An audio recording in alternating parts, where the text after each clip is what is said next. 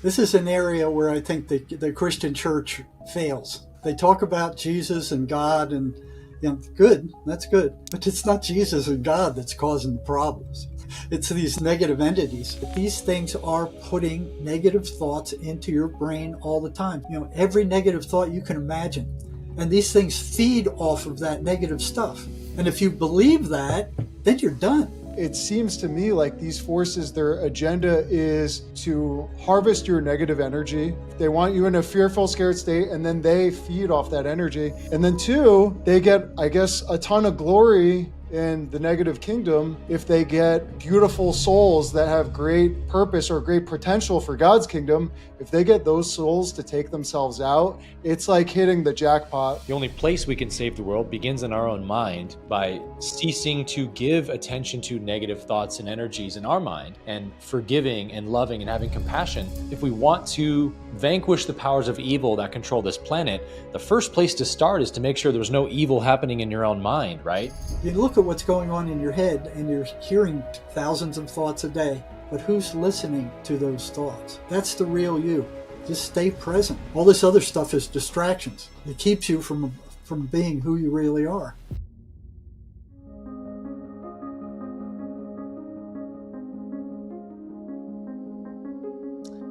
Shalom Alachem, peace be with you, my friends, and welcome back to the Jesus Way podcast.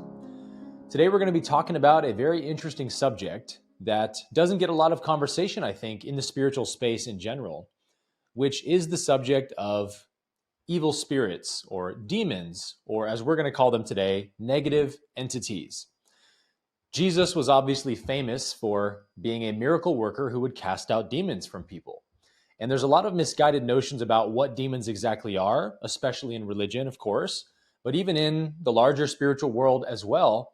And we want to clear this subject up because as someone who's walking a spiritual path, you are going to encounter the demonic at some point, and probably already have in many ways. And so as part of being well-rounded and not just full of love, but full of wisdom as well, we want to understand and arm ourselves with the knowledge of what are demons or negative entities. What is their modus operandi? What is their agenda? How do they function? And all these kinds of important questions. So today we're going to be diving into the science of demonology, if you prefer to call it that, which is something that we've touched on before on this show, being that the Nazarene Christians had a pretty extensive demonology from the Clementine writings that is very helpful to read to familiarize yourself with some of the things we're going to talk about today. But we wanted to go to a more direct source today, and we're joined by a very amazing guest named Jerry Marzinsky, who is a retired licensed psychotherapist with more than 3 decades of direct experience working with the most challenging psychiatric and criminally insane populations in the country. Jerry's career placed him inside of a very volatile state hospital environment and maximum security prisons, where he began to study with a lot of patience and dedication the thought patterns and disturbing voices reported by psychiatric patients. And he's also a co-author of a book about this subject called An Amazing Journey into the Psychotic Mind, which is a book that very much challenges the conventional thinking on mental illness and gets into this topic today of what we're going to be talking about with negative entities. And so I think Jerry's insights into the nature of voices and spiritual oppression offer a very unique perspective for this conversation today. So with all that being said, Jerry, thanks so much for joining us for today's episode, brother. No, thank you guys for having me. I mean, this is an area where I think the Christian church fails. Is they talk about Jesus and God, and good, that's good, but it's not Jesus and God that's causing the problems. It's these negative entities, and there's a lot of churches that don't want to even mention it. They don't want to even bring it up. Yeah. That's too bad, because they operate in obscurity. They thrive in silence and not knowing. They get away with murder because nobody is aware of them, or how they operate. So, like you said, I've worked on the front lines of mental health my entire career, And I've worked in every kind of mental health institution. I started off in one of the biggest state hospitals on the planet. They had 10,000 patients there when I got there. They had 200 buildings, and it was the size of a small town. They had their own mortuary. They had 30,000 patients buried there. Central State Hospital in Georgia. General Sherman camped his troops on the front lawn of this place, over 100 years ago. So it had a long, long history. And I've worked in private psychiatric hospitals. I've worked in county psychiatric hospitals. I've worked in state psychiatric hospitals. I've worked in the psychology department of a large state prison for almost 20 years. Mental health centers, consulting. I've done it all. I'm working with people all over the planet now with a brand new cutting edge energetic psychotherapy that actually works to get at the problems that people are having instead of just dousing down the symptoms with drugs. It's cutting edge stuff. And something like that finally showed up. I've been looking for it for decades, and I finally found it. Wow. It's I called. want to hear more about that then, for sure. Yeah, it's called the MACE Energy Method. And I can go into that, how it operates. And sometimes it will get rid of these voices. I think right now there's probably about a 30% chance of getting rid of them. But if it doesn't get rid of them, it will get rid of what they feed off of, the negative emotional energy, which is their food. So for sure. After graduate school, I was hired at Central State Hospital under vocational rehabilitation in a psychiatric rehabilitation program. So our job was to find the highest functioning patients in the state hospital, get them trained in a skill, and then release them. And our job was to find them and then send them to the psych rehab center. So I was assigned to one of the larger psychiatric units out there. And, when I got there, nothing in education prepared me for this. It was a totally different world. It was like a sea of insanity. There were 200 different buildings there. I remember when I first got there, I was pulling up on my motorcycle. I drove a motorcycle all over the place then, and it stopped at the intersection for the hospital. And off to my right comes this skinny guy, completely naked, running across the intersection. So I knew he had escaped from one of the psychiatric units, and I'm sitting there watching him. I could have chased him down on the motorcycle, easy. I'm going, well, what are you going to do if you catch him? He's not going to go voluntarily. He's running from this place, There were no cell phones then, so, they had the dial-up phones. So I just went, okay, let him go. And it's probably better off. That was my introduction to, my first working days there. Wow. My goodness. Well, Jerry, I've wanted to have this conversation with you for years because you helped me make sense of a very terrible tragedy in my life a few years ago when my best friend took his own life. And he was an extremely happy, outgoing, loved person. He was truly a light in the world. Yeah. And everyone loved him. He was a special person. And we were all so shocked and heartbroken and disturbed. And especially myself, because I saw a change take place in him in the 2 weeks before his death, which was also precipitated by a new amphetamine prescription from a doctor. And I noticed his personality start changing. I noticed his eyes started changing, if that makes sense.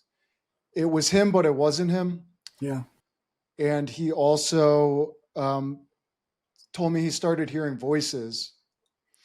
So after he passed away, I was just totally broken and looking for answers. And that's when I came across your content, that there are entities, and they especially prey on people with various types of addiction, especially amphetamines, and that they can basically pretend to be of their voice. Like people believe that it is their own voice, but it isn't their voice. It's another voice. And this was completely paradigm shattering for me. And you also introduced me to Swedenborg, who believed that we are basically the choosers of who we listen to, that there's angelic voices from heaven and demonic voices from hell constantly interfacing, and we're the ones who give life to those voices. So I'm so honored to have you here because you've been so instrumental in my spiritual development. And the first question I wanted to ask you is, as you started working at these prisons, you were trained to see schizophrenia through a certain paradigm, correct? It's totally wrong. It was totally broken.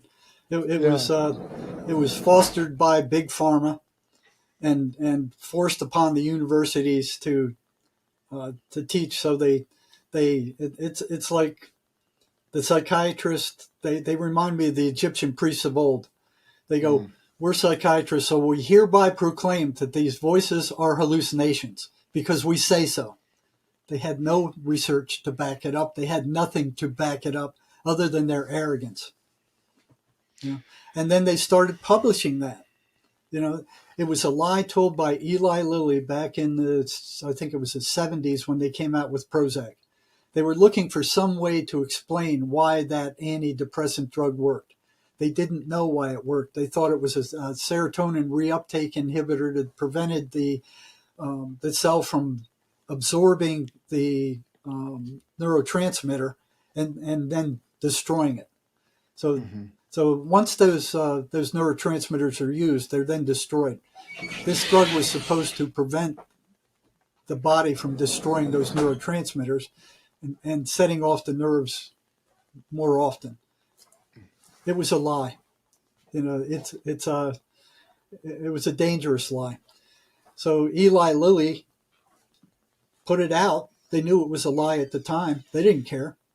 They published it, and then the Big Pharma ran with it. They started teaching it in the medical schools, even though there was no proof for it. Now it's been disproven, and they're still pushing it. Only they changed their caveat a little bit. I saw one about 3 weeks ago. I was looking at one of their commercials. They go, it is believed that schizophrenia and mental illness is caused by a chemical imbalance of the brain. There's no proof for that whatsoever. Matter of fact, it's been disproved. There is no chemical imbalance in the brain of schizophrenics. They don't even know what the chemical balance of the brain should be. It's a total lie that they pushed on the entire planet. And they're drugging people down at a horrendous rate. They're drugging kids now. I mean, little kids under the age of 5. They're giving them antipsychotic drugs. They're giving them Ritalin. The same thing that your friend took. Evil. It's evil. If anything's evil, that's evil. That's evil. I have the statistics here somewhere, but it's like in the tens of thousands. They're taking a spiritual problem and medicalizing it and coming up with an expensive cure that doesn't even work. So no, none of their mental illness drugs work to cure anything. What they're treating is symptoms, and that's what they want. Yep. They don't make any money by curing anybody like the Mace Energy method does. They make money by endlessly treating symptoms. Right? So with schizophrenia, these drugs are major tranquilizers. They actually, with long-term use, will actually shrink your brain. So what they found with autopsies of long-term mental patients in state hospitals, when they did an autopsy, they saw their brains were shrunk like walnuts, and you could actually see them. They called it the Thorazine shuffle, where these long-term patients they didn't walk with a normal gait. They actually shuffled. They would just drag their feet behind them because they neurologically couldn't, walk normally anymore. So these drugs are dangerous with long-term use. They're bad with short-term use, but they don't cure anything. Those antidepressants don't cure anything. The antipsychotic drugs, once you stop taking them, the voices come back. Most of the time, they don't ever leave. They just lower them. They just lower the volume of them. Right. And then they charge a fortune for them. Yeah, it's a sick system. So very sick. From your experience, when did you personally start realizing or suspecting that these voices were not a mental imbalance or a chemical imbalance, but actually some kind of interdimensional entities or forces at work here? Well, I was a very anti-authoritarian guy, the way I was raised. I didn't trust authority as far as I could throw them. But what I did trust, I thought college, these guys were gods. And my dad kind of fostered that. Oh yeah, you got to go to college and you have to do it. And so I thought they were gods. And then I hit abnormal psychology and I was just fascinated with it. But one thing I noticed, they didn't have any causes listed on, they had a whole list of all these different mental illnesses, with different descriptions and all these different areas. And, it looked like a real scientific work. There wasn't one cause down anywhere, not one. So I went, that's odd. And then in that same class, we were ordered to read a paper written by a clinical psychologist who said if two schizophrenics with the same delusion ran into each other, so if both of them thought they were Joe Biden, one of them would have to change to some other delusion. And even as an undergraduate, Wow. I was going like, why would they have to do that? They're both nuts. Why would, what would it matter to them? It didn't make any sense to me. But one thing I hated about undergraduate and even graduate psychology is you can't get access to a clinical population. You can't go into a mental hospital. You can't go into a prison. You can't go into a mental health center. They won't allow you in there. They say, oh, it's way too dangerous. We can't take the risk. Bullcrap. The entire time in the more than 35 years I've worked on the front lines in different mental hospitals, never, ever did I see a researcher on the front lines. Ever. They weren't working with the actual patients. They weren't in the mental health centers. They weren't in the county hospitals. They weren't in the prison. They weren't in the state hospitals. They weren't to be seen anywhere. Yeah. Never did I see one. And any visitor who came in, so if a congressman or somebody from the Senate wanted to see what the inside of a prison, they were surrounded with, administrative staff. They weren't allowed to talk to the patients or to the prisoners. And it's the same way. I remember in nursing class, I was sitting there one day, and this was in a private hospital, where they're telling the nurses, don't look them in the eye. They're dangerous. Don't look them in the eye. And I'm like, what is this? I'm like shaking my head. It's like, come off it. It's bullcrap. You don't want to be bird dogging them. You don't want to be staring at them like, that'll set them off. That'll set anybody I see you, off. demon. Yeah. Oh, it's nuts. Well, Jerry, I grew up as a evangelical pastor's son, and we had a very spirit-filled church. And as you probably know, there does tend to be a lot of demonic manifestation activities in evangelical services. And I just want to offer some thoughts and get your reflections, because I noticed even as a child some patterns. And one of them was that demons would only manifest in our church when we would create these really powerfully charged environments of worship and praise to God, where the whole service would just be in an uproar, just lifting our hands and praising. And that's when demons would manifest. And I don't know if it was strategic on their part or a enforced thing based on the energy in the room. I think probably the latter. But they would make a huge commotion to end the praise and worship ceremony with their distraction. And this is a story I'll never forget. My dad, in one of these services, a elderly woman manifested a demon. And we thought, we had the typical Christian religious view of demons, which is like, oh, they're fallen angels and stuff. And I don't believe that anymore. I think it's more complicated than that. Or actually more simple in one sense. But this woman manifested a demon, and the voice coming out of her was much lower and kind of scary, right? And I'm like probably 8 years old and seeing this, and there's other children in the room. So they get the ushers and they get this lady back to the back of the stage, and all the pastors go in the back. And I think our worship minister took over the rest of the service. And I was taken home by my one of our parents' friends at the church, and they kind of sat and watched us for a few hours or whatever.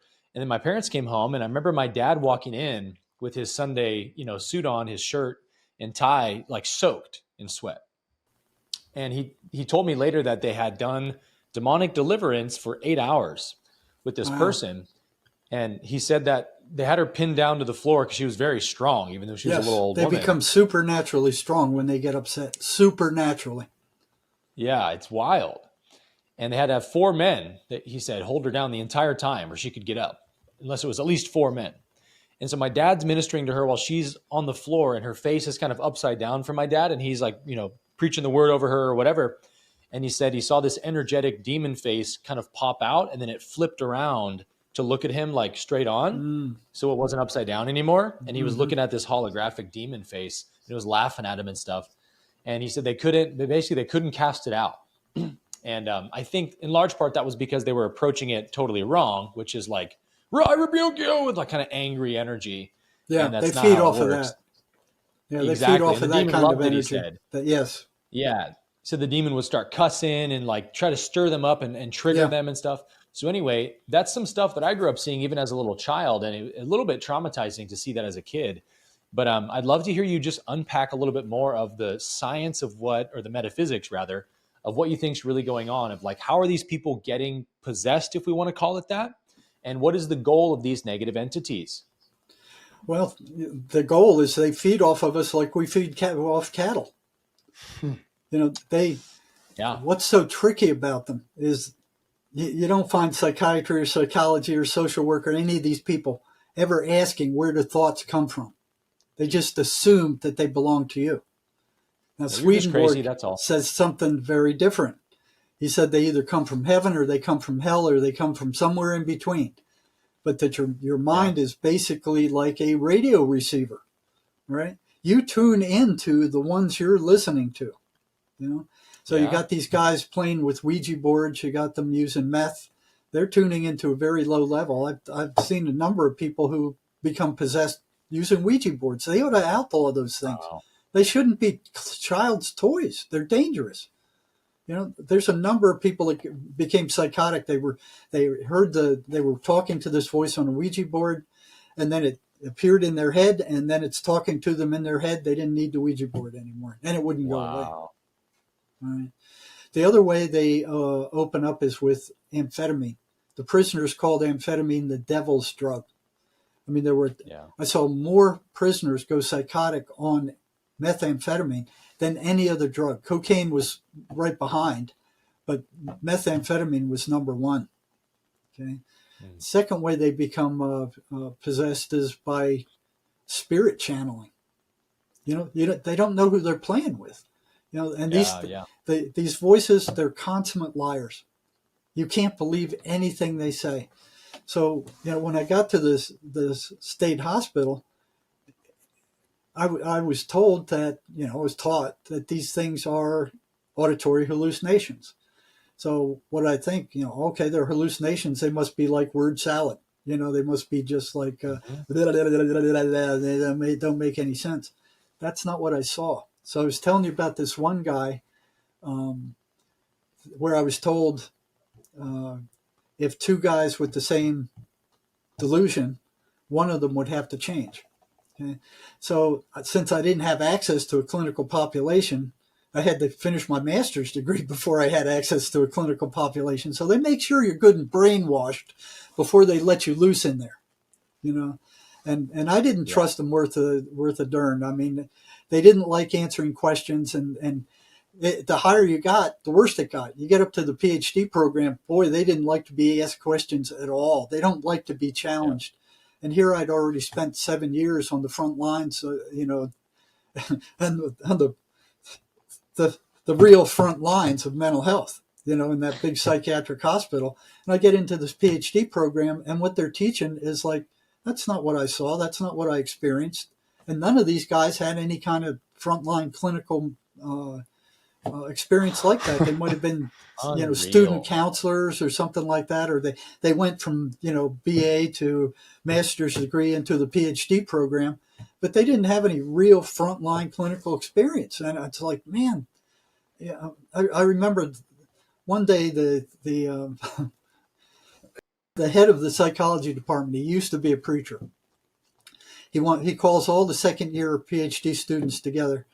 And he goes, okay, I want to talk to all you guys. And we're going, what's all this about? So we all show up in this auditorium, and he's describing this research paper that he wrote. And he starts describing the statistical part. Now, I'm not a statistical genius, but I had a fair amount by the time I got there. And he was describing the top 5% as if it were the entire population. And I'm like, now, he can't be doing that. Oh, yeah, that's what he was doing. So I raised my hand and I said, hey, Jerry, what's going on here? You're describing the entire population based on a 5% sample that you took from the top of this population. It's not representative of the entire population. And I'll never forget the answer he said. He said, well, if the people reading the research don't know that, that's their problem. And my head just went boom. I'm like, this is the head of the psychology department who used to be a preacher teaching us how to lie with statistics. And there were only two of us. I mean, I was stunned, and I looked around at the other students. There was only one other guy, a friend of mine, who looked at me and just went, and then we had to change our face so he didn't see us. But the rest of them were going, oh, so that's how it's done, huh? I'm like, oh my God. That was a big letdown. But when I got there, I was telling you about this guy, the research where the two patients who had the same delusion, one of them had to change. So here I'm hearing patients carrying on fully coherent conversations with someone or something that I couldn't see.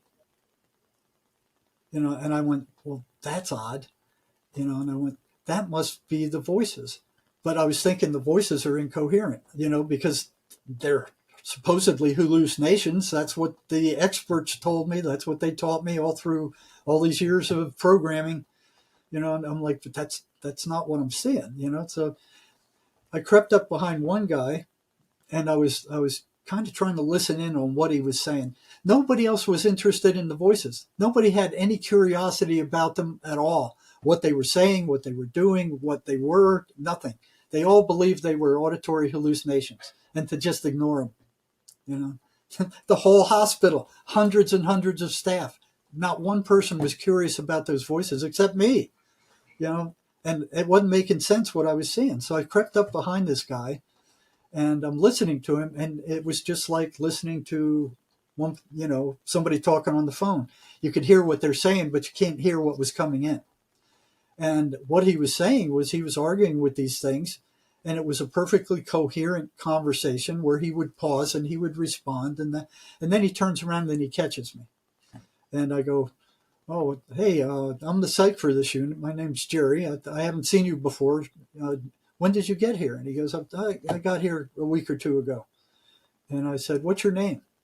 And he looks at me and he goes, I'm Jesus Christ. And I think back to that double thing. And I look him in the eye and I go, no, you can't be Jesus Christ because I am. And I'm going, okay, what's he going to do? Is he going to change his delusion? So I'm waiting for it. I'm like, okay, I'm curious. And he cocks his eyes up and he's thinking and he's thinking and he's thinking. And he looks me back in the eye and he goes, okay, we can both be Jesus Christ. And he strolls off happily down the hall. And I'm going, those liars, they lied to me about that. What else did they lie to me about? So it was kind of like, now I got access to what's really happening with these people. On the field. On the field. Later, I found out that 75% they did a massive research on this. I forgot who did it. 75% of what psychologists publish can't be replicated. So, not surprising. In consequence, they're lying. Just like that professor was doing. This is how you lie with statistics. It's publish or perish. And the higher you get, you've got to publish. And they don't care what they publish. They publish garbage as long as it gets published. That's all that they care about. So it's like, right. How much else can you not trust of what they're saying? And you look in back of the psychology textbooks, like in back of the abnormal psychology text, it was this guy's quoting this guy, who's quoting this guy, who's quoting this guy, who's quoting this guy, who's quoting this guy. You know, I remember one time scuba diving, I ran across this little colony of fish in a big circle, and they had these little mounds built of pebbles, and just their heads would stick out of the pebbles. So when their neighbor went to steal a pebble from somebody else, they would go and steal their neighbor's pebble and add it to their pile. And while they were away robbing their neighbor, some other fish was robbing their pebble. You know, and I stood there, I was just fascinated for hours. I burned up a whole tank of air watching this colony of little fish stealing from each other. And the only ones that were bringing in any new information were the ones on the outskirts, the ones who would go out into the ocean and find new pebbles and then bring them to their nest, and then they were stolen from. Okay, they reminded me of these people in the back of the abnormal psychology book, where this guy was quoting this guy, who was quoting this guy, who was quoting this guy, who was quoting this guy. You know, and they were all acting as if the original guy was platinum or something. And probably none of them had ever even really been with mentally psychotic people to study them before, right? Who knows? You know, the majority of the professors I had didn't. Yeah. So, I'm watching these guys, and I'm noticing with the students that I had on my caseload is that anytime they got near succeeding with anything, they would sabotage themselves. They'd stop taking their medicines. They'd go nuts. They'd get in trouble. And if they went off their meds 3 times, then we had to discharge them, because back then medicine was the only thing we had. You know, there was nothing else. And traditional psychotherapy was like shooting a rhino in the butt with a BB rifle, trying to move it off a road. You know, all you're doing is irritating the thing. It didn't work. It just didn't work with schizophrenics, and it didn't work with most of the patients. You know, it made them feel better. They were being listened to, but it wasn't getting at the source of their problem like the MACE energy method does. So, yeah. So it wasn't working with schizophrenics at all. You know, you're just wasting your breath trying to counsel a schizophrenic. They were in another world. Yeah. So, I was wondering, like, okay, what are these voices? I noticed that the patients who were listening to their voices the most were the ones that were getting in trouble the most. So I felt like, okay, there's a correlation between them getting in trouble and them listening to the voices or not taking their medications. So I was curious, and I started asking other staff, what are these voices? What are they saying? Nobody knew, nobody cared. You know, the psychiatrist would just say, they're hallucinations. There wasn't the least bit of curiosity, and there were hundreds of staff there. None of them were curious about the voices except me. So I started asking these guys about what their voices were saying. But, they don't call them paranoid schizophrenics for nothing. They're paranoid. You start asking them about the voices, right away the defenses go up. So, and it didn't help that my job in part was turning them into the psychiatrist when they started getting crazy. Okay? So I had some mountains that I had to get around to get to what was really happening. So I would learn tidbit by tidbit. It would be one patient would tell me a little bit, another patient would tell me another little bit. It was like gathering pebbles, just like those fish. And it was like, okay, I knew this much about them. And then the next person that was schizophrenic I'd talk to, I'd say, well, okay, I know this much about the voices. What else can you tell me? So they would see eventually that I was really interested in hearing, understanding what these things were. I wasn't like the other guys who were going, yeah, well, you're just nuts. Just take your medicine and shut up. I wanted to know what it was about. And finally, I collected enough information to where I could go in there and say, okay, I know this much about him. I go, no, I know this, I know this, I know this, I know this, I know this. What else can you tell me? And that was far past the point already that any of the other staff had gotten. So they knew I was different. That, okay, he knows something about these things. And there was one time where I was asking him a question, and the voice came up to the patient, and he said, shut up, don't tell him anything more. He already knows too much. And the patient told me that. And I went, wow, they're conscious. Wow. They're conscious. They're aware. And that was weird. So the first pattern I saw was that they were consistently and completely negative. Mm. They were derogatory, insulting, abusive, destructive. They lied about everything. And the first thing I thought was like, okay, what keeps them consistently negative? If they were like any other hallucination, they'd be all over the place. And I'd seen a number of hallucinations in the time I was working. They didn't look like this. They were all over the place. They were just random. You can't predict them. You don't know what's coming up next. This was consistently negative. They were always negative. They would say, you're rotten, you're no good, you're ugly, you're worthless, you're stupid. Every negative thing you could think of, they were telling these patients. And they were upsetting them constantly. They were always aggravating. They were always making them mad. And I went, well, that's interesting.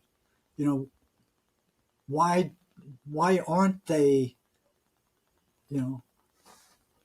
why aren't they not random like hallucinations? Why are they consistently negative? And then the question was, what holds them on such a negative path? How come they're not random? Something's holding them to a non-random pattern. Okay? Yeah. So the problem is, if they're running patterns, they can't be hallucinations. That doesn't make any sense. Hallucinations don't run patterns. Something causes something to run patterns, So right away, I started suspecting everything I was taught in graduate school and undergraduate and all the in-service training I'd taken, all that stuff. The next thing I noticed that they were anti-religious.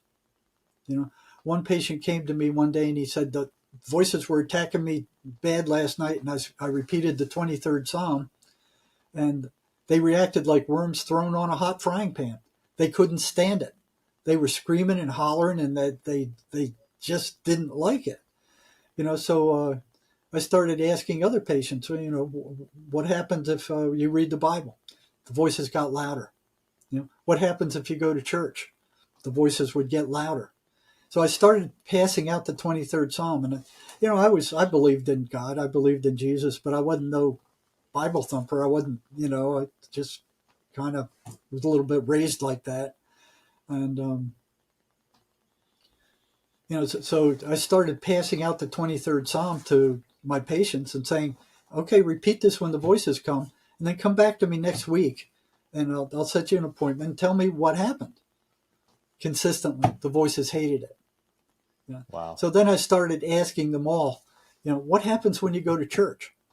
So all the patients on my caseload and all the new ones coming in, what happens when you went to church? Turned out if the voices were very weak and they went to church, the voices would shut up when they were in church. They just stayed quiet. If they were of moderate strength, they would get louder and they would try to drown out what the preacher was saying. They'd be in the background. Oh, he's stupid. He's crazy. One of the things they kept saying was Jesus couldn't even save himself. What makes you think he's going to save you? These are the voices saying this, to these patients. So they would if the voices were very strong, they would drive the guy out of the church. He'd get up and he would run out of the church like he was driven out. We used to see that in our church. Yeah, it used to happen. Yeah, that's them. Wow, Jerry, did you say that you are familiar with the Law of One material? Yeah, I've read it several times. Okay, then you understand the whole polarity situation, right?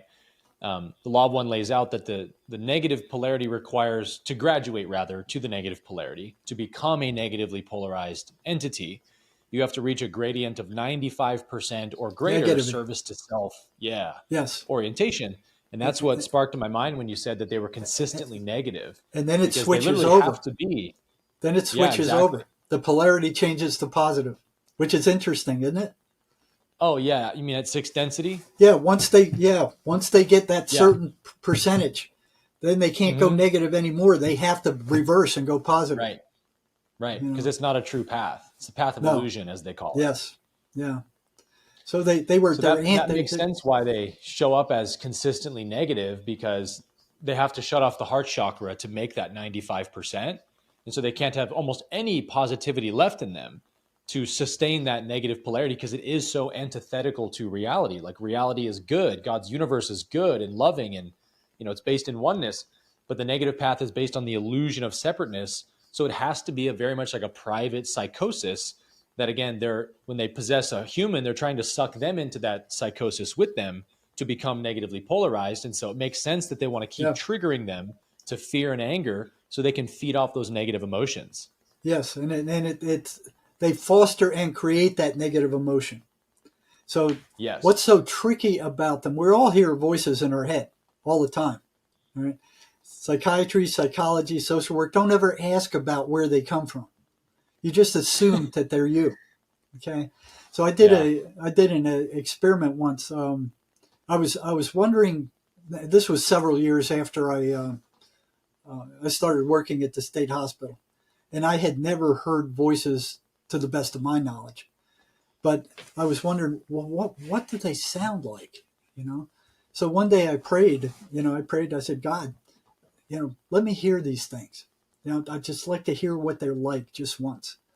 And nothing happened for, 2-3 weeks. Careful what you wish for, huh? Well, then one day it did happen. So it was like after work, what I'd do is I'd go swim. I lived on a lake in Georgia, and I'd come back and it was like, okay, you spend 8 hours on the mental hospital and on the wards dealing with these crazy guys. And it's like, oh man, the lake, decompress after water, that, man. Decompress. Yeah. So I would swim to decompress. And I was already a certified scuba diver by then.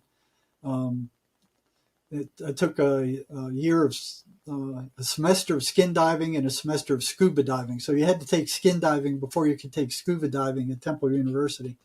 So I was already a certified diver. I already had a lot of time underwater. I was comfortable in the water. Took off into the lake and I'm swimming. And I was a good swimmer. And I kind of balanced my air intake with the amount of energy I was going. And I was cutting through the water for a long period of time. And it was like it was getting late in the afternoon. And then I got tired and I kind of looked up and I'm going, whoa, I was way far out in the water, in the lake.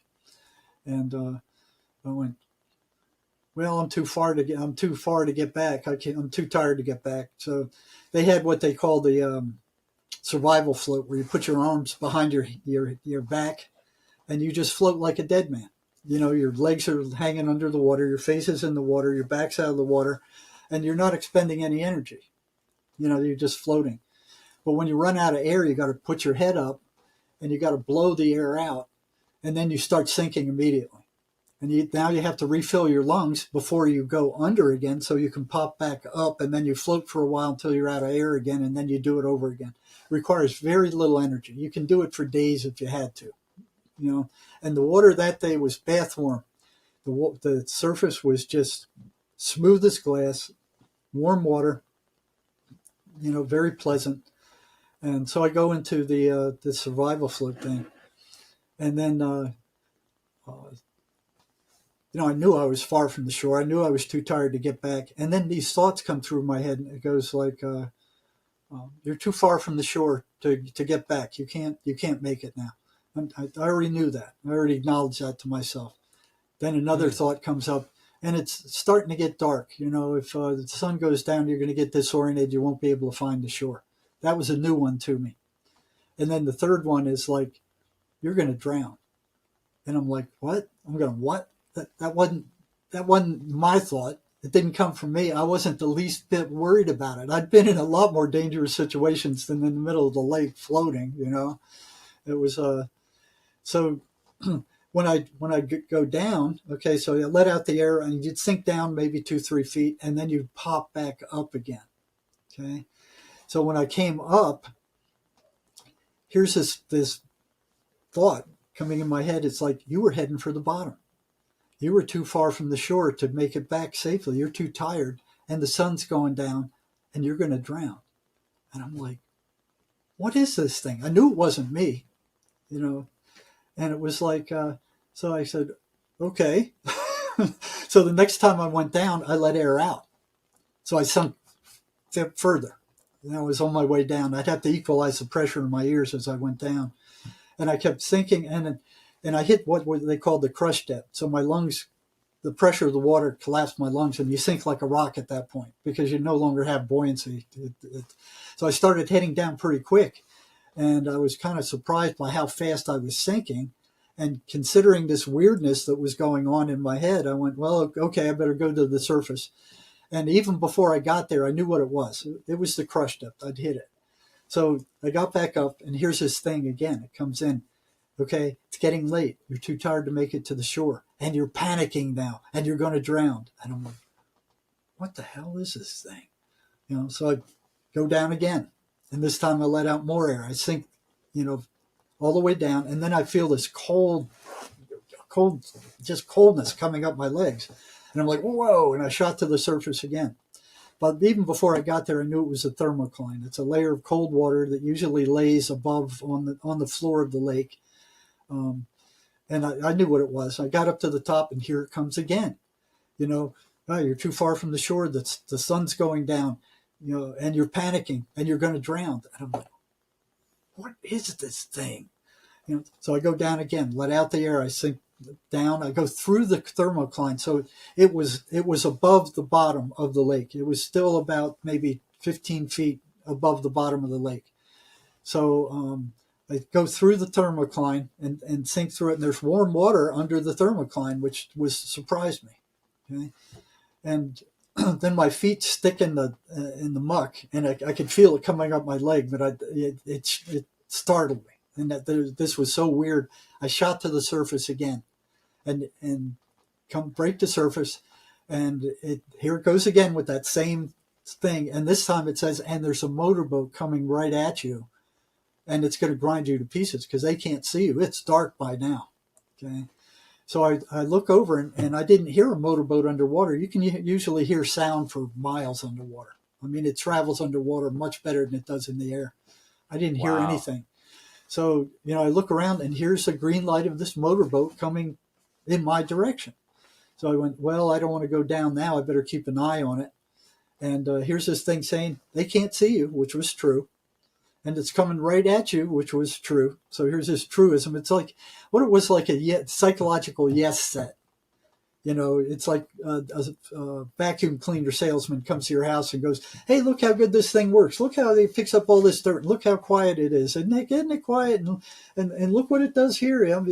It does all these things, doesn't it? Doesn't it? Yeah, it does all those things. You'd like to buy it, right? Yeah, they want you to say yes. I mean, so here's this thing running a yes set on me, trying to drown me. And I'm like, I'm trying to drown myself? That doesn't make any sense. Why would I run a yes set on myself? I'm watching this motorboat, and it's coming at me, and I'm like, okay, if I need to dive under the motorboat, I can do that. I've done it before, scuba diving. I had to hug the bottom as the boat went over. And if I needed to, I could do it again. I didn't want to, but I could. So I'm watching it, and it comes by maybe 30 feet away, and I watch it pass, and I'm not paying attention to the wake. I'm just looking at it like, wow, that was close, and they didn't see me. And as I'm taking a breath of air in, I take a mouthful of water. I'm taking a breath. I didn't notice the wake, and it just washes over me as I'm taking a breath of air. So I had to spit it out, and I start coughing and spitting up the water I took in. And this thing jumps right in there. It goes, yeah, you're drowning. And I'm like, what the frick is this thing? So I sink back down again. I go through the thermocline. My feet stick in the mud, and I'm laying on the bottom like I'm dead. I'm just, my knuckles are floating 6 inches above the water. By now, it's pitch black out. It's dark under the water. There's no light. And I'm a little bit scared because I didn't know what the devil this thing was. And I didn't figure it out till a lot later either. And all it was, it was bath warm water. There was no feeling because my feet were stuck in this soft mud. There was no feeling because the water was warm. There was no sight because it was dark. There was no sound because the motorboat had gone by. And here I am at the bottom of the lake with all my senses turned off. And all that was I was aware that I was aware. And that was like a profound discovery. It's like, that's what's there underneath all these senses, feeding you with garbage, hey, look here, look there, watch this, watch the TV, listen to the news. There's the traffic, all these things that are distracting you. That's who you really are. You are just awareness, and I am. this is a car. This is you travel. This is your spacesuit here. Mm-hmm.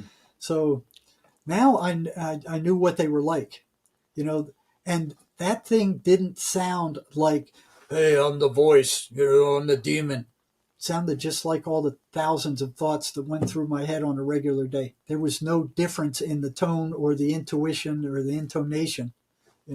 It was the same thing. It sounded just like all my other thoughts. But what these things are is they're energetic. Okay. That's why MACE is an energetic psychotherapy. So these things are energy. They can put these thoughts in your head, and they sound just like the thousands of other thoughts that go through your head on a regular day. They can put thoughts in, hey, you can't do this, or you're not smart enough, or you're stupid. The biggest one that I've seen in my practice is you're worthless. Something happened when you were a kid. Your mom yelled at you, you got beat or something, you decided you were worthless, and they're carrying that around for the rest of their lives until we can get rid of it. It's programmed in there. And these things feed off of that negative stuff. So they can go in there, they can put any rotten thought that you can imagine into your mind. And some of them are so startling that they don't come from you. Okay? Mm-hmm. So you have to be aware that these things are putting negative thoughts into your brain all the time. They're thoughts of doubt, they're thoughts of fear, they're thoughts of guilt, they're thoughts of worthlessness. Every negative thought you can imagine, it's coming in from them. But it sounds just like your regular thoughts. There's no, hey, we're the demons, And if you believe that, then you're done. Yeah. Jerry, there's something interesting you're touching on here. We study a lot of the early Nazarene writings, knowing that Jesus came from the Nazarene sect. He was Jesus the Nazarene. And there's a collection of writings called the Clementine writings. Maybe you're aware of them. And there's certain Nazarene texts that some of them go back to the first century, like the Ascents of James and the Travels of Peter. But one of the letters in there is called the Epistle of Clement to James. And I want to share my screen and read this because it actually says exactly what you're describing. And this is, again, an almost 2,000-year-old text. But this is supposed to be Clement speaking here. And this is part of their demonology section, where they say, there is therefore a measure of the works of faith, which, if it be perfect, drives all dark forces perfectly from the soul. But if it has any defect, something on the part of the demons still remains in that portion of the soul harboring infidelity. For if it remains in any quarter, when it gets an opportunity, it suggests inharmonious thoughts to one's mind. Not knowing their origin, one might believe their suggestions as if they were the thoughts of their own souls. That's exactly right. And the Gnostics say the same thing. The Gnostics say the same thing. They call them archons. Yeah. So they hit us all. Nobody's exempt from these things.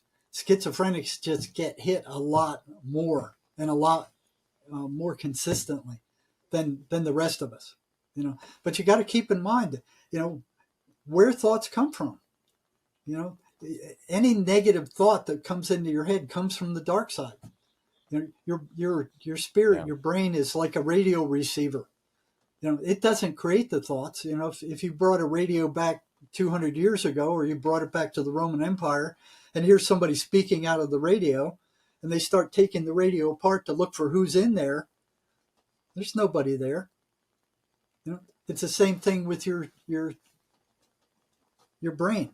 There's nobody there. We know the fruits of the Holy Spirit, joy, peace, charity, love. So if a voice is planting hatred or judgment, fear, anxiety, it's, Hasatan, the adversarial forces of the universe. And Jerry, your story is so interesting because the voice tried to get you to essentially kill yourself. Yeah. And I've seen this with my best friend who passed away. And I have two other friends who had nearly killed themselves. These are very rational, reasonable, happy people. And it was in positions that they were particularly at risk, where they were either at the top of a high building or they were on the water. Yeah. When these voices kicked in, and it's just really, it's kind of scary, but it seems to me like these forces, their agenda is to harvest your negative energy, for one. Yes, They that's want you in a exactly fearful, right. scared state, and then they feed off that energy. That's But exactly right. And then That's two, exactly. they get, I guess, a ton of glory in the negative kingdom if they get beautiful souls that have great purpose or great potential for God's kingdom. If they get those souls to take themselves out, it's like hitting the jackpot Yeah, for a yeah. demonic. Especially preachers, if they can take down a preacher, and like this guy in the PhD program, he was used to be a preacher. He wasn't anymore. Here he's teaching us how to lie with statistics. But yeah, they foster and create negative emotion. So what they're doing to us is what we do to cows. I mean, you let the cow out in the field in the pasture, it eats grass, produces milk. Farmer isolates it and then milks it and then turns it back out to the pasture. We're not the top of the what do you call it? The feeding link. We're not the top. What do they call it? The food chain. The food chain. We're not the top of the food chain. They're feeding on all of us. Every negative thought that comes into your mind that upsets you, every television show you watch that upsets you, murder mystery shows, they're feeding on the people who are watching those things. Horror movies, murder mysteries. Like on, what do they have? NBC, they have these investigative murders that people are sitting there. What they're feeding off of that stuff. War movies, murder mysteries, violence. They feed off all that. And you look what's on television. It's full of it. By the time a kid gets to teenage, he's watched, thousands of murders on TV and saying, hey, this is what you do when you get angry. You get a gun and you go shoot somebody. And then they go try to take away your guns.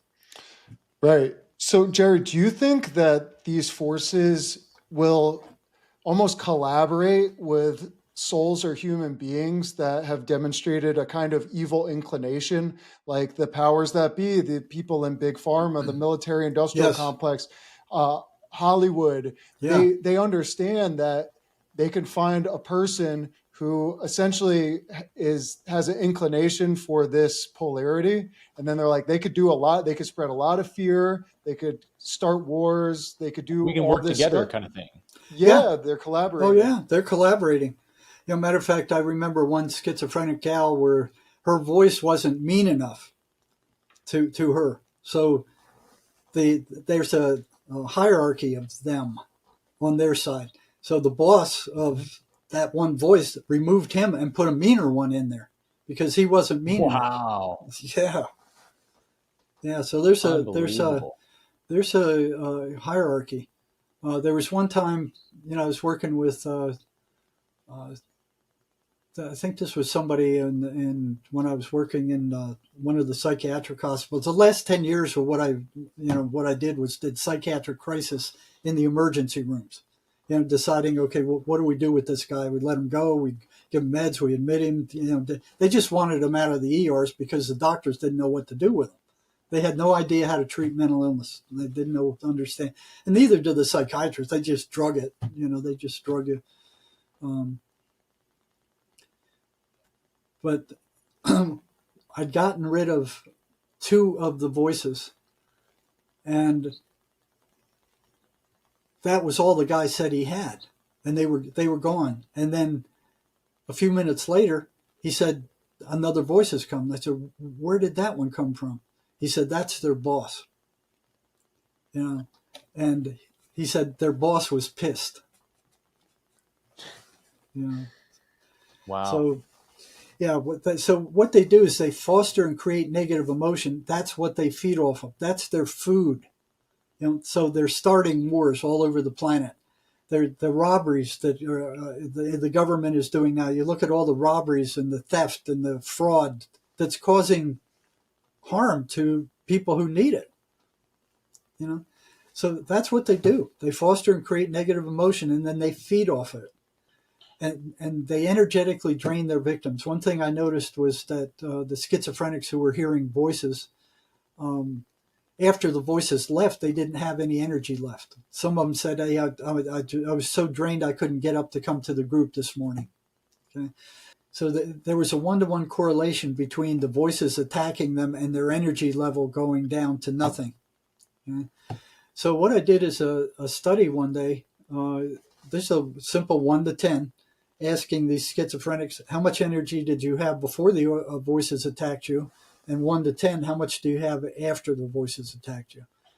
And they had significantly more energy before than after. And we ran an analysis of variance on it, and it was statistically significant. Right? So they're feeding off of all of us. You know, every negative thought you have, every upset you have, every negative vibration you put out, they're feeding off of it. Right? Yeah. Wow. I mean, it's such a powerful spiritual lesson, isn't it? That the only way we can really save the world, or the only place we can save the world, begins in our own mind, by ceasing to give attention to negative thoughts and energies in our mind, and forgiving and loving and having compassion, because we're taking more of that negative energy out of the collective consciousness, or at least we're not contributing to adding more of it. And if we want to vanquish the powers of evil that control this planet, the first place to start is to make sure there's no evil happening in your own mind, right? And I think when it comes to this conversation of the demonic and negative entities, that's something that people don't typically think about, because they think it has to start with some kind of opiate drug that opens you up, or a massive trauma. That's what the friggin' psychiatric mafia got you believing. Oh, everything's drug, right. Everything's physical. You know, they don't know what the cause of mental illness is. For sure. They don't even know what the chemical balance of the brain should be. That's one of the first things I noticed when I started working with psychiatrists. I go into the psychiatrist's office with my client, and they'd ask them a few questions, 15, 20 minutes, and then they'd start them on a drug. There was no lab test. There was no EKG, EEG. There was no kind of objective test. But they're telling these patients they have a chemical brain imbalance, but there's no baseline. It doesn't exist. And I asked them about that. I said, you know, you're giving these guys drugs for a chemical brain imbalance, and you're just kind of picking them out of whatever the air, whatever you think, and there's no baseline. How do you know what's out of balance, or by how much? And they said, oh, the pharmaceutical industry tells us all about that stuff. We just do kind of what they say. The overlords told us. The overlords told them. You know, there was no test for a chemical brain imbalance. It did not exist. And here they are putting it out in public. They got the whole world convinced that schizophrenia and mental illness is due to some kind of physical chemical brain imbalance that they're fixing with their toxic, expensive drugs. What they're doing is just turning these guys into zombies. It's like, oh, yeah, I don't feel it anymore. And the voices don't bother me too much either now. You know, that's not freedom. I mean, it kind of sounds like, Jerry, you're saying something without saying it, which is, if we look at the pharmacy industry itself, or the medical industry here in the West, it functions just like a negative entity functions, right? Feeding off of victims. I mean, they literally create these kind of fake psychiatric standards and medical standards so that they can prescribe drugs ad infinitum, because they're never going to heal the patient. They're just going to keep siphoning their life until they die with all the drugs they're having to pay for. So, I mean, to me, it seems like the pharmacy model today is just a fractal of the demonic itself in that sense. Well, yeah, especially with psychiatry. You know, so you look at, you know, in 2023, 49,316 Americans killed themselves, and there were 1.5 million suicide attempts.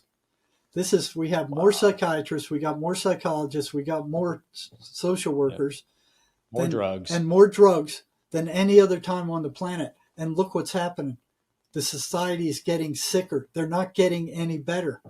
You know, that's why I like the MACE energy method. That particular, it's a cutting edge psychotherapy. It actually goes after the programming that you picked up somewhere along the line that's telling you that you're worthless. And when you're done, it's gone. It's not there anymore. The suicide rate has increased by 30.3% in the past 20 years. We're Yikes. not getting any better. This is We're an going F straight report downhill card. according to that. Yes. Suicide is the second leading cause of death for the ages 10 to 34 and the 11th leading cause of death in the United States. According to the Journal of That's the American nuts. Medical Association, the suicide rate for psychiatrists is 5.9 times that of the general population. So the psychiatrists are killing themselves at almost the same rate as schizophrenics are. And these are the people That is running so the sad. frickin' system. Oh my God. Oh my gosh. Wow. That's so sad. If you had to give these people a report card, it would be an F minus. Nobody's getting any better. They're making $11 billion a year selling antipsychotic drugs worldwide right now. Not million, billion.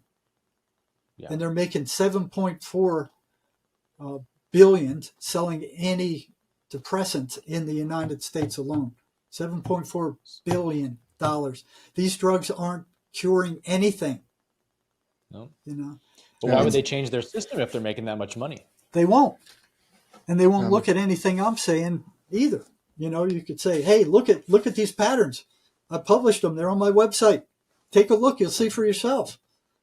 Not interested. We'll keep our money. Not interested. Thanks. Yeah. There's no double blind experimental things to prove anything. There's it's nuts. This is why we always say on this podcast that taking back your health is one of the greatest possible things you could do for the collective. Unplugging from this mental and physical health matrix that so many people are dependent on with the fast food and the pharmaceuticals, and just unplugging and really taking sovereignty and investing in your mental and physical health via nutrition, exercise, and some of these tools we're going to get into for the remainder of the podcast, you can overcome this darkness 100%. And I would really love for us to discuss the good news, because it could be dark and upsetting. This is serious business, but there is good news, because while there are demons, there are also the most beautiful, angelic, and benevolent forces imaginable in the universe. So we always have to remember that. And God is the true power in the universe, and that can never be threatened. What is true and good ultimately can never be threatened, because God has all power. So Swedenborg says you got two guardian angels, at least two guardian angels, and two demons assigned to you. So it's just like the cartoons when you were a kid. See the demons and the angels talking to one another. That's what's actually going on. And like the Native Americans said, you've got two wolves on either side. The one that you feed gets the strongest. So these voices, they run a whole series of patterns. So I'm going to run through them real quick. They get louder after sunset. Schizophrenics don't like when the sun goes down. The voices get stronger. They get strongest between 3 and 4 in the morning. They don't want the patient to sleep. They want to wake them up, keep them awake, because they can't resist when they don't have any sleep. It's hard for them to resist the voices. They get louder when ignored. I remember one psychiatrist, I was in the office with my client with him, and he goes, the patient is complaining, well, I'm taking the meds. I can still hear the voices. So he goes, okay, well, I'll increase the drugs. So the patients learn not to complain about their voices to the psychiatrist, because all they do is increase the drugs. And then they turn them into more zombies, and they hate that feeling anyway. The side effects of these drugs are terrible. They're absolutely terrible. So he said, well, we just ignore them. They're hallucinations. So I brought that guy back in a week later, and I said, hey, remember I was in Dr. So-and-so's office with you when he told you to ignore the voices. I asked him, I said, how'd that go for you? He said, it didn't work at all. They got louder. And so I started asking other patients, what happens when you try to ignore the voices? They get louder. You can't ignore them. You have to kind of acknowledge them. You tell them, okay, you're full of crap, I hear you, and then just let them blow through. Okay. Or another thing that the Gnostics say is like when you hear a voice, a negative thought, You just go, I see you. Because they don't like to be seen. They want to operate totally. in silence. They want to operate in secret without you knowing it. Yep. So you look at what's going on in your head, and you're hearing thousands of your voice. The voice that you're used to in your head is thousands of thoughts a day. But who's listening to those thoughts? That's the real you. That's the thing I ran into at the bottom of the lake. Your attention. And it's silent. It's watching, it's listening. Okay? That's who you are. It's not all this other garbage. The rest of that is your ego. So the quieter you can get it to just be in the present, just stay present, because that's who you are. You're present. All this other stuff is distractions. It keeps you from being who you really are. Right? So the voices, they foster self-destructive behavior. They foster isolation. They want the person to be alone in their room. So a lot of parents I've dealt with over the years, the schizophrenic son or daughter drives them crazy. They're absolutely mad. Pushes all their buttons, triggers them, causes turmoil and disruption all the time. And they finally go, get out of here. Go lock yourself in your room. Stay there. And then they sit there and they listen to the voices all day long. That's the worst thing that could happen, because now the voices are taking more and more control. So a lot of these patients realize that those voices aren't who they are. There's a lot of others who don't know what they are. And if you believe what psychiatry says, they're you. So they're giving him the wrong information. They are not you. They are not the patient. And they are not the result of a broken brain and some chemical imbalance. It's a freaking lie. And they've taught that to the entire world. And they're poisoning the world with all these psychiatric drugs that are turning people into zombies.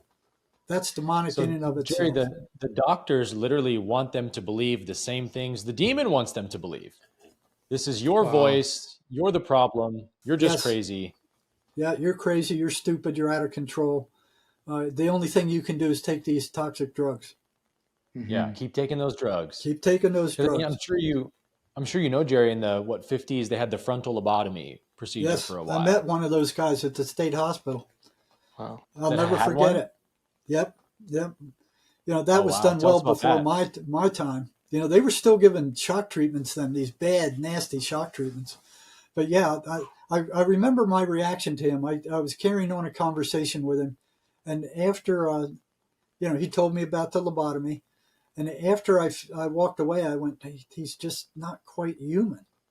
That was my thought. He's just not quite human. I couldn't put my finger on it, but he wasn't human anymore. He wasn't like a full functioning human. Yeah. Well, of course, they outlawed that procedure after a while as being inhumane. But then they just switched to something that's far more profitable than that procedure was, which is, hey, we can basically give people a frontal lobotomy every day in the form of these drugs, which they pay for every day over and over, but it'll look more humane and less cruel.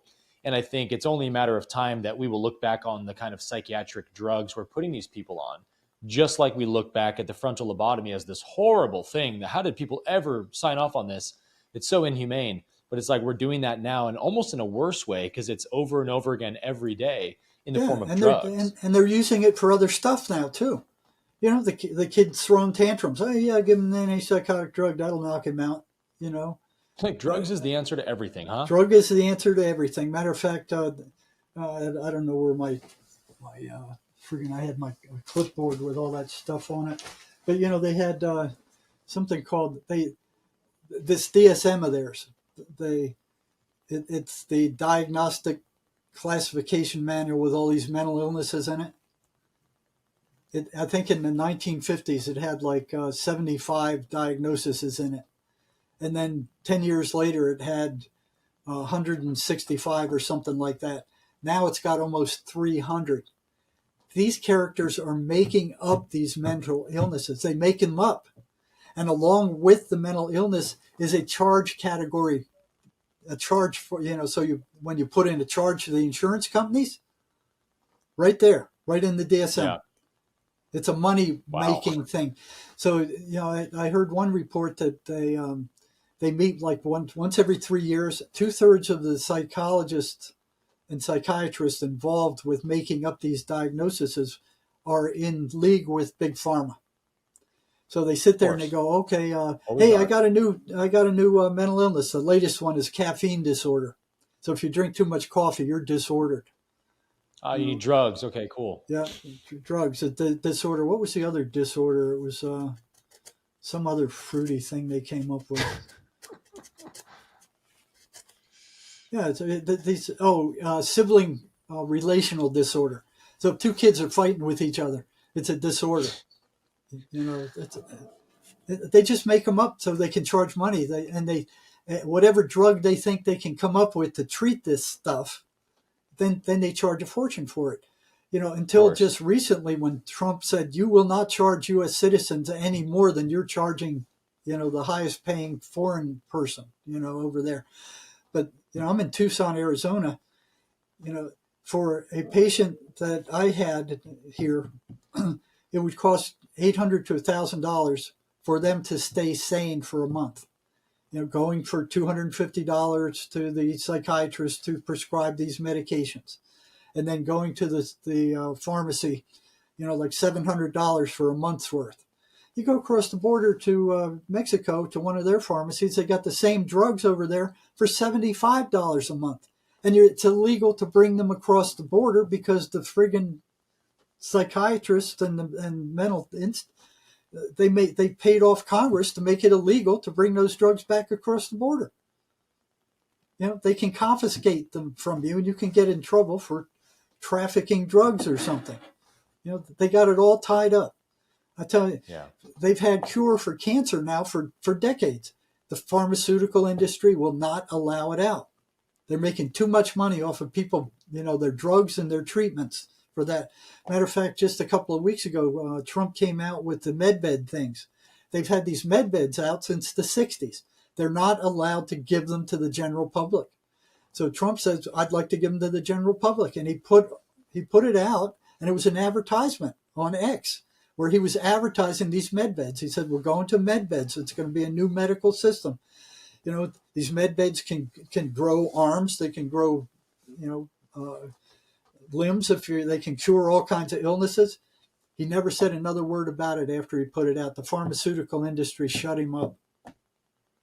They can't have that. They can't have that. Yeah. They make money off of treating symptoms, not curing anything. Yep. And they poison us in the first place via the agricultural system. It's all a big loop, just getting people sick, low consciousness, and and those chemtrails they were spraying in the sky until their USA bullcrap got defunded. They were spraying Tucson almost every day. Yeah, you know, and when Trump got in, they were double premium. Every day the sky was coated with those things. It was barium and aluminum. It's toxic to people, animals, and plants. So these things, I'm going to really quickly go through these things. They foster isolation. They demand the attention of their victims. Okay, they will not be ignored. They maneuver for increased control over their victims. You know, they will take as much control as they can get. And with that control, they have the victim do stupid, crazy things that get them in trouble, that generate more negative emotion, which they feed off of. So these things are parasites, and that's the last thing they want the patient to know. So, you know, if you want to upset a psychiatric patient, tell them, hey, these things are parasites. The voices hate that. They don't want them to know that they're parasites. So if you had a leech on you, you know, you wouldn't just sit there and do nothing about it. You know, somebody told you, hey, that thing's a parasite, you better do something. You know, same thing with psychiatric patients. Once they see that their energy is being stolen by these things, then they see them as an enemy. Psychiatry doesn't have them as an enemy. They have it as a mental illness that with a broken brain that there's nothing you can do anything about. You know, so it's fostering helplessness and hopelessness. It's not giving them any hope. You know, it's not like, hey, you've got an enemy you can fight against. It's not like that. It's you're helpless. You're hopeless. There's nothing you can do about it. You just have to take our meds, come and see us, pay us a ton of money, and we'll give you these drugs and you'll stay semi-sane for the next month. Yeah. And if they don't have just insurance, keep the illusion going. Keep the illusion going. They don't have insurance. They're out there with their street signs out in the street begging for money or drugs. They closed all the mental hospitals with Proposition 13 in the 70s. So all the psychiatric state hospitals they're all closed now. So where do these guys go? They can't work. They're mentally ill. They don't have any money. They don't have anywhere to live. So they're living in tents on the streets. They're begging for handouts, or they're selling drugs and they're robbing people. So the prison is full of them. There's a huge mentally ill section of the prison now. So they have complete access to the memory. They can insert all kinds of. They can go into your brain because they're energetic. Your thoughts are energy. Your feelings are energy. Your spirit is energy. You're an energetic being, right? These things are energetic also. So they can go into there and they can put these thoughts in your mind as if they're yours. And it just sounds like they're yours, like, oh, you're worthless. You're stupid. This thing happens to you. You're stupid. Or some people are laughing across the street and they'll tell you they're laughing at you. Ideas of reference, they call it in psychology. So they don't want the victim to tell anybody about their presence. They want them to keep it silent, keep it to themselves. They tell the patient, if you tell anybody, they're going to know you're crazy and they're going to lock you up. They're going to fill you full of medications. Unfortunately, that's what happens. They're consummate liars. You can't believe anything they tell you. Nothing. I had one guy, they told him, if you gouge out your eye, we will disappear and we will never come back. Okay? He gouged out his eye. First thing you know, they're mocking him and laughing at him, saying, now you're ugly, now you're deformed, you're a freak. Everybody's going to avoid you. You're ugly. You really screwed up this time. You believed us. See what a stupid fool you are? That's what you're dealing with here. Diabolical. Wow. They're diabolical. You had a question? Yeah. Yeah. Well, when you mentioned how when the patients find out that these entities are like parasites feeding off of their energy, they actually want to do something about it, and typically will end up, being healed. So this is, of course, hearkening back to what Jesus said of when you know the truth will set you free. Yes. And so as we pivot here to wrap up our conversation, I want to talk about more of the MACE technology you mentioned, but also just general spiritual principles of how people can protect themselves from negative entities and infringement, and what to do if there is already infringement going on. Because one of the things the law of one says that I'm sure you remember that's very powerful is that you essentially just have to be true to your own polarity, which is to actually give love and forgiveness to the entity by acknowledging it and saying, I forgive you. You know what? They can't stand that. And that actually depolarizes. They can't stand that. If you can give love to that negative entity, it's like burning them with a blowtorch. They can't stand it. Yep. Yeah, exactly. And that's not easy to do when you're being No, tormented. it's not easy to do at all. But we had an experience of this in Miami a few months ago. James and I were there for an event we did, and we were walking down by the beach and with a bunch of our friends that were with us. And this, drug addict kind of guy came up and he started screaming at us, and he was accusing people in our group of I think he was like, did you rat me out? Yeah. Did you snitch on me? Yeah. And he went around and the girls were scared. So, the guys, we kind of like made a He little was circle around huge. them. He was He was a big guy, and he was just like following us around. And then he looked at me and he was like, you snitched on me. And I could tell he was trying to transplant the thought and get me to be fearful. Yeah. And so I remembered, the rule of just give them love. And so I looked at him with genuine love and I just said, brother, I would never snitch on you. And he shocked him out of his state. And he just kind of walked on by. Yep. So that was like a living example of how you interact with these beings is don't get in the fight. Don't play on their game. Just send them love and forgiveness. And they have to flee. They want to set you off. Exactly. So the MACE energy method is a very interesting method. I've like I said, I've been on the front lines of mental health for almost a half century now. I've never seen anything work as well as MACE. And there's a spiritual component to it. Okay, just like with the law of one. Okay, it's not brought up in the training, but it's there. So John Mace, who came up with it, he didn't have to wade through all this psychological brainwashing that I had to before I could get to the truth. I mean, he was a ship captain. He ran freighters back and forth across the ocean. So he had to know about all these different kinds of energy, electrical energy, magnetic energy, tides and winds, and all these different kinds of energy to do that. And he saw that energy moves from negative to positive. Okay, that's the flow. So in a battery, it moves from negative to positive, goes through the circuit, goes back into the positive pole. Okay. So what Mace found was that there's something called a negative identity. So we're talking about not so much spiritual stuff at this point, but say, and I run into this all the time, people that are like 65, 70 years old, we're talking to them, something happened to them when they were 6, 7, 10 years old, their mom beat them, or there was some kind of trauma happened where they decided, and the most common one is, I'm worthless, or I'm stupid, okay? And they go through their life because they made that decision during a trauma, okay? So it stays there what happens in a trauma is that there's a real bad feeling, and then there's a decision made as to what relationship you played in that trauma, okay? And you make that decision during the trauma, so it's not a good decision. You don't make good decisions when you're in a traumatic state. So they might have made a decision, I'm worthless, or I'm stupid, or whatever, and it gets it gets buried in the subconscious mind because it's too painful. They say time fades all wounds or something, but it doesn't.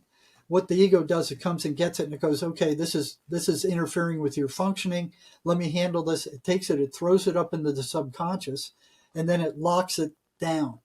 But it's still alive. Right? It's still acting. It's like a computer virus, but it's a mind virus. It's negative energy. It's stuck there. And what happens is, if anybody similar to the person who caused that trauma shows up in their psychological fear, that thing goes off like a landmine. So it's very specific as to what triggers it. It's right. Like, oh, that person always pushes my buttons. So it's like a button. So it's sitting there. It takes a lot of energy to keep it out of conscious awareness. Okay? So, but it leaks out in other ways. So when somebody shows up that's similar, that thing goes off, and it tells the person to either attack them or run from them or avoid them. So this is like the person you hate.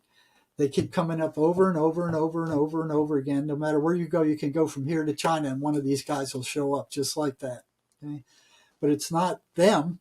It's this negative identity projecting out and saying, it's not me, it's them. You can see them out there. They look at them. You don't like them. You don't like how they talk. You don't like anything about them. They don't even have to open their mouth, and you don't like them half the time.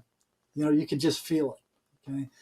So that thing sits up there, and it's causing this trigger, and every time it triggers, it gets stronger. So it's negative energy that just keeps building up. Okay?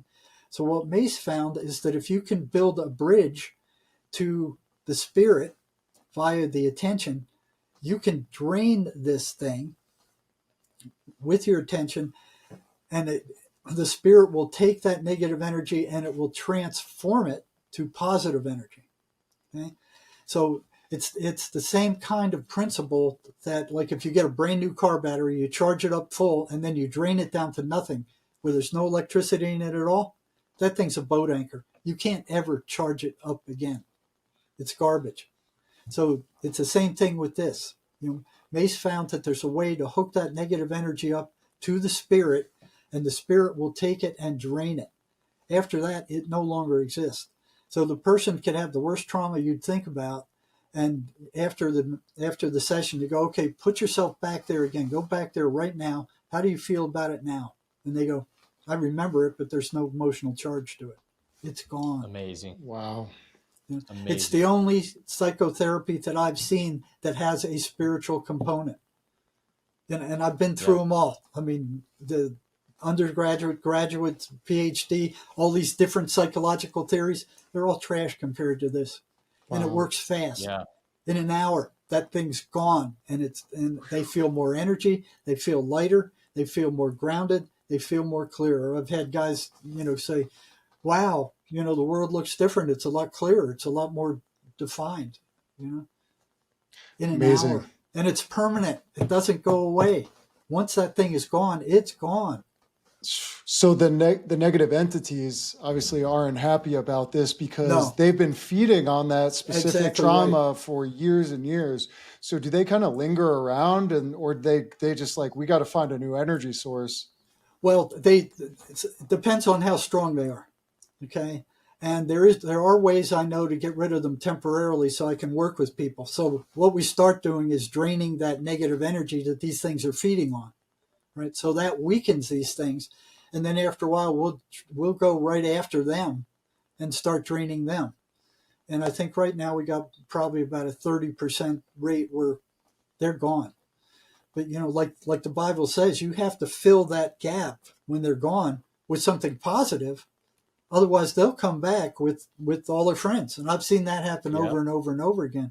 Wow. So I'm always telling these people, get on a positive spiritual path and stay there. I tell them, go read the works of Swedenborg, go read the Bible, go to read Bible stories, do something, but you've got to fill this gap. Yeah. I'm trying to remember, Jerry, the exact quote in the Gospels that Jesus gives where he says, when you drive out a demon from someone, the demon goes into the barren places and finds 7 spirits more evil than itself and comes back. So it's talking about the hierarchy that you mentioned of the demonic realm. Everything in the negative polarity, as you know, is hierarchical. It's a top-down system and everyone's fighting to get to the top. It's always a dogfight for power. And so it makes sense that these entities, if they fail to stay in a host, they'll go get their bosses to come back, like you said, and like Jesus said. And it's very interesting. It sounds like your experience has shown that that's true, right? Yes. Yeah, I remember one guy, he was a prisoner. And I said, well, where did you start hearing the voices? He said, I was driving my motorcycle down the highway. I started hearing them. And I started talking to his voices. I carried on conversations with him, and this one wasn't necessarily an evil one. That voice had died in a motorcycle accident. Okay. And he was floating around free, kind of wondering, okay, what do I do now? And he saw this guy riding his motorcycle down the road and he jumped into him. So he wasn't necessarily he was just like a lost soul. Yeah. So they're not all evil, but they have no business being there because they interfere with the person's growth and spiritual progress. Mm-hmm. Yeah. Jerry, can you tell the story about alcoholism and bars and how that entire framework? I remember one time this was in the prison. So in the prison, in the state hospital, I got in trouble for asking patients about their voices. I got pulled into the psychiatrist's office. One of the patients told on me, and his voices didn't like me asking those questions. So I got pulled into the psychiatrist's office, and he said, you will not ask these patients about their voices anymore. They're hallucinations, and what you're doing is you're reinforcing the hallucinations by asking them about them, and you're making them worse. That's what he told me. Crazy gaslighting. I knew it was bullcrap at the time. I knew about them. I wasn't making them any worse at all. Matter of fact, they were waking up and fighting back against them. Now, but that happened twice. So I had to be very careful in the state hospital when I was working there, asking questions about the voices. When I got to the psychology department in the state prison, that didn't matter. I mean, it was like the schizophrenic could go up to the warden and say, hey, man, the psych's asking me questions about the voices and I don't like it. And the warden would go, get out of my face, man. Go play in the traffic or something. I got more better things to do than this. But so the prison was set up for violence. They were prepared for violence. If these guys were going to go off, they were ready for it. So it was a good place to be picking through the heads of these people, especially when I had a group of them that would tell me what was going on in real time. But the one you're asking about he was a Apache from up north in northern Arizona. And he was a big alcoholic Apache, and he was so violent that they couldn't control him. So they were sending him down to my prison unit, and I was watching him on the computer just barging right through all the usual stops. He didn't stop in classification. He didn't stop anywhere. He just came straight to the unit. And I went, well, I was told he was like an evil Indian medicine man, and I'm like, okay, I want to meet him. I want to see what he's all about. And I called him in, and he came in, and he just hated white people. I could feel the hatred rolling off of him, and the feeling I got is like, I'd rather slit your gut open and spread your guts all over the floor than say another word to you. And I said, okay, I'm just telling you, I'm your psychic. You're on drugs. I'm going to be watching you. I'll call you in once a month, and I'll see you next month.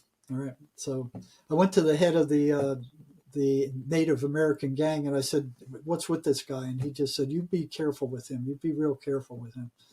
So I was, and I didn't push him too far, but I would ask him questions and try to get a conversation going. It took about 6 months before I could really talk to him. And he would tell me about, evil spirits chasing him and him casting spells on people and all this weird stuff. And finally, I got to the point, I said, well, if you can do all that stuff, I said, why can't you stop drinking? And he said, it's because of the spirits of dead alcoholics. He said, if I go anywhere near a bar with alcohol in me, they just jump me and take over. He said there was a bar in Phoenix where they were piled up so high that they disappeared up into the atmosphere. He said if he walked anywhere near there with alcohol in them, they would come down and they would jump in and they would take over the drinking. Right? Wow. He said that his girlfriend walked out into traffic while she was drinking and they were following her. They led her out into the traffic and she got hit and killed. And there were other people that I talked to who were alcoholics who they said they actually saw these things jumping into people who were drunk enough to let them in. So, basically, they weren't the only ones drinking. See, these alcoholic spirits, they don't call alcohol spirits for nothing. So when they get drunk enough, these things jump in and they take over the drinking. Now the guy's not just drinking for himself, he's drinking for this whole crowd. Right.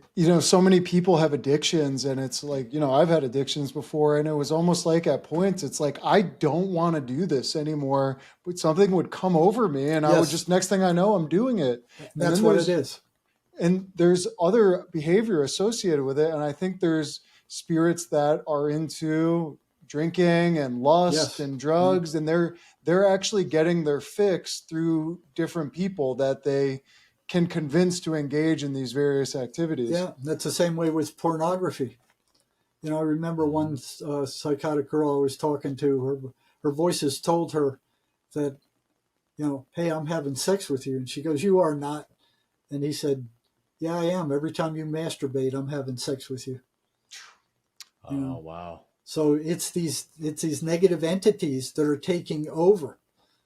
They get off on that pleasure. They get off on the feeling of numbness. They don't want these schizophrenics taking their drugs because it weakens them. They don't have as much control over the person when they're drugged up and they're calm, because these things are major tranquilizers.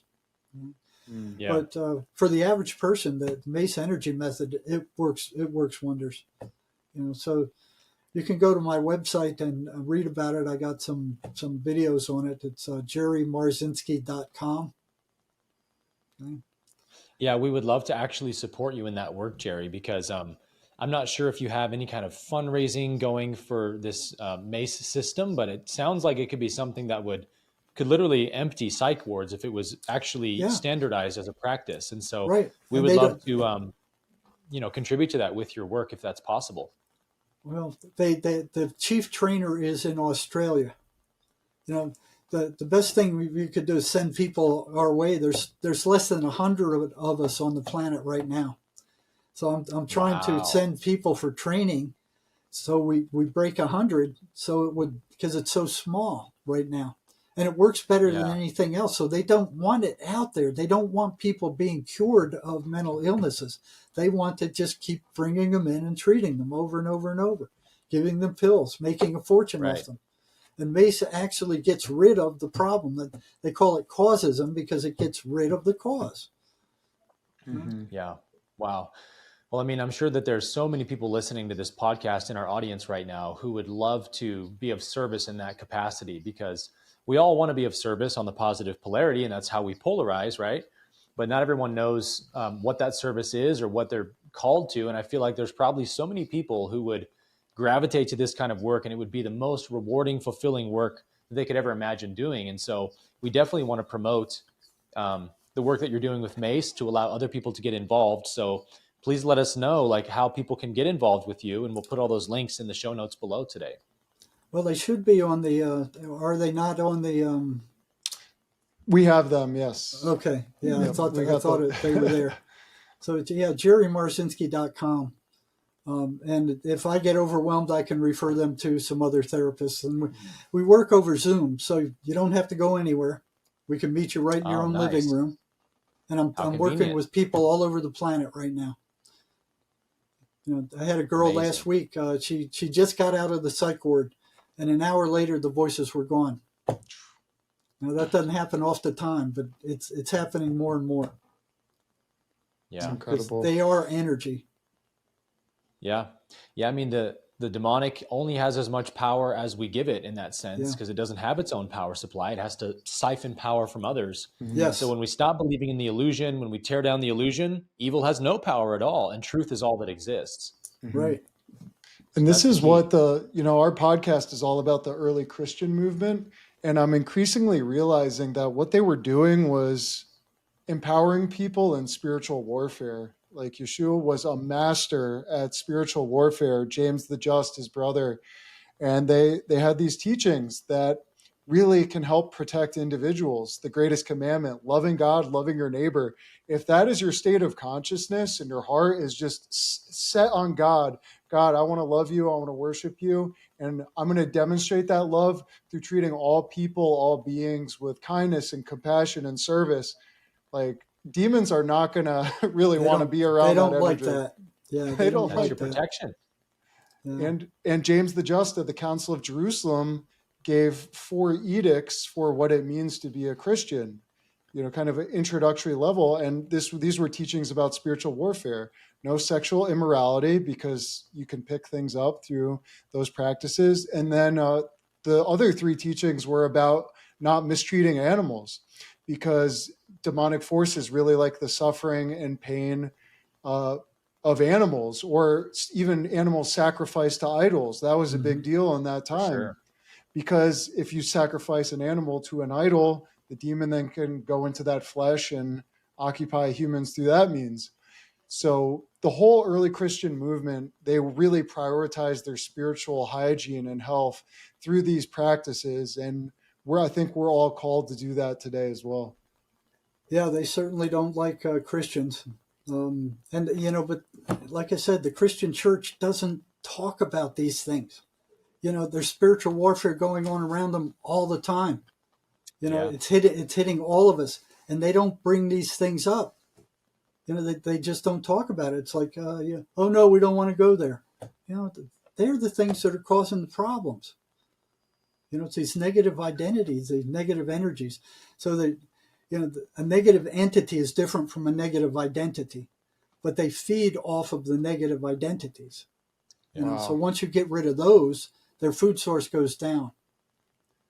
Mm-hmm. Well, and Jerry, like, how often is religion predicated on negative identities? The guilt, the shame, the condemnation. You're a sinner. You're totally depraved. Right, All you can right. do is confess Jesus because you're born evil. I mean, that is the most negative identity you can give somebody.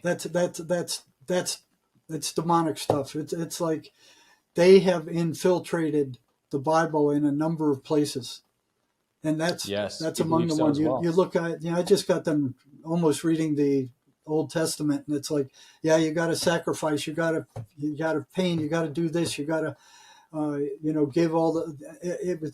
It was like appease the angry God. Appease the angry God, the jealous God that says there are no other gods before me. Wow.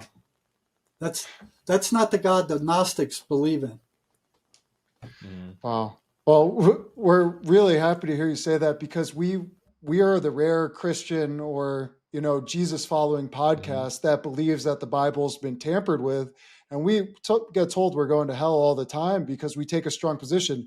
No, the God of Our God is a God of pure love and righteousness and compassion and wisdom, not a deity that demands blood sacrifices and genocide and slavery.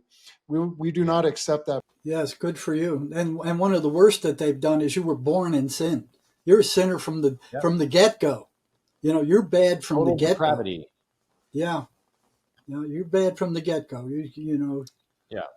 We say any God that would demand a blood ritual sacrifice is not the supreme Lord of the universe, Right. but a satanic entity disguising themselves as a God that needs to be worshipped. And blood magic is the premier practice of all forms of occultism and Satanism and dark magic. So if we really believe that God of the universe needs the same thing that demons and Lucifer needs, right, in these black magic practices, I think we have a pretty distorted view of God. Yeah, I'm glad you guys came around. I mean, because a lot of them haven't.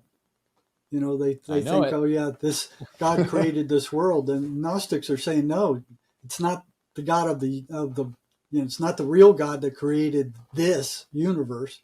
It's the demiurge, they call it.